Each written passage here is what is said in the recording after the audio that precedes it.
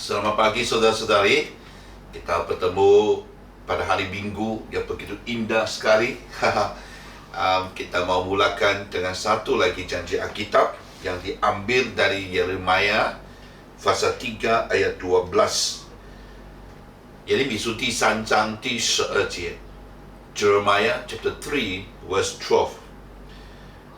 Yeremia pasal 3 ayat 12. Pergilah menyerukan perkataan-perkataan ini ke utara. Katakanlah, kembalilah hai Israel, perempuan muda. Demikianlah firman Tuhan, mukaku tidak akan buram terhadap kamu, sebab aku ini murah hati. Demikianlah firman Tuhan, tidak akan murka untuk selama-lamanya.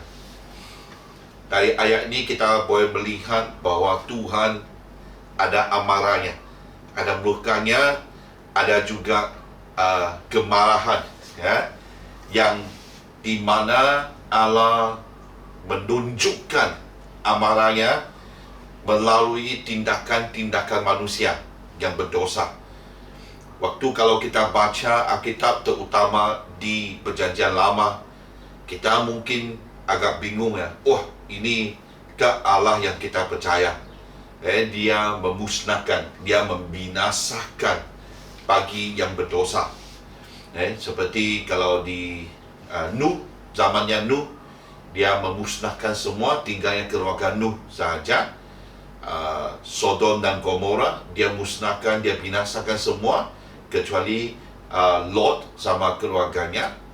Dan kita juga lihat di mana orang Israel, waktu keluar daripada Mesir ke tanah perjanjian, seringkali Tuhan berhakimi, Tuhan menghukum mereka. Jadi banyak kali kita lihat dari Alkitab perkara-perkara yang demikian berlaku. Adakah Allah yang kita percaya ini seperti guru besar yang mengambil rotan, ataupun dia seperti seorang yang berkuasa sentiasa mencari peluang, kekuasaan pihak? Tidak. Dia memang ada, kalau mau ambil umpamaan itu seperti rotan, ya, dia ada, tapi sentiasa dia memberi amaran dulu. Dia memberi amaran kepada orang Israel, kepada orang yang berdosa. Sampai hari ini juga sentiasa Tuhan memberi banyak amaran-amaran. Jadi untuk orang supaya mereka ada kesempatan untuk bertobat. Bukan? Kalau kita memang membaca Alkitab dengan teliti, Allah seringkali cukup sabar, ya. Dia cukup sabar untuk mereka, supaya memberi peluang untuk mereka bertobat. Dia tidaknya seperti yang saya katakan, kau buat salah langsung, dia di sana pukul dulu. Tidak. Dia memberi amaran. Jadi di sini kita jangan cuba dua perkara. Satu, jangan cuba main-main dengan amarah Tuhan. Tak apa, Tuhan cukup sabar. Tuhan tu marah tidak apa, dia cukup dengan belas kasihan.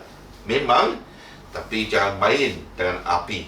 Sebab satu hari ia mungkin akan membuat kita sendiri terbakar. Bukan? Ya. Tuhan tidak berhakimi, bukannya dia cukup banyak belas kasihan dan dia tidak, ataupun dia lupakan dosa kita. Tidak. Dia kasih peluang untuk kita kembali kepada dia, supaya kita bertobat dan ambil kesempatan itu jauh daripada dosa itu.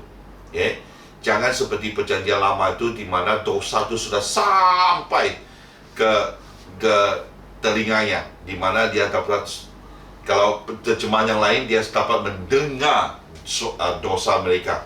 Itu sangat, orang bilang serius, sangat parah sudah. Kedua adalah, jangan kita melihat Tuhan itu, wah begitukah Tuhan? Begitu marahkah? Begitu orang bilang ganaskah? Sikit-sikit dia mau hukum sudah. Tidak. Allah kita bukan begitu. Allah kita, dia buat begitu, dia kasih peluang, dan juga dia mau kita pikir baik-baik sebelum dia bertindak. Ya, dia memberikan amaran itu supaya kita tahu, jangan kita memandang ringan atas tindakan ataupun hidup dosa kita. Jadi dia mendorong kita semua, ingatlah Adam bukannya Tuhan, tapi seperti ayat ini, bukannya itu bukan untuk selama-lamanya, kecuali di mana kita bertobat dan kembali kepada Dia. Amin. Kalau hari ini, ya memang ada perkara yang kita tidak menyenangkan Tuhan, datanglah kepada Tuhan dan minta belas kasihannya. Sentiasa Dia ada janjinya itu. Waktu kita mengaku dosa kita, Dia adalah benar dan adil, di mana Dia akan mengampuni dan membersihkan dosa kita. Amin. Hari ini ada hari Minggu, di mana lepas ini tak lama, jam 8 nanti 40 minit lagi, di mana bagian Jemaat Cina akan beribadah, dan di jam 11 bagian BM, Jemaat BM akan beribadah dalam talian. Jadi bersiap sedialah, hari ini juga ada jamuan kudus dalam talian.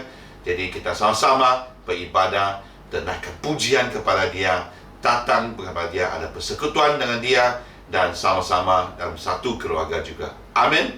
Tuhan memberkati.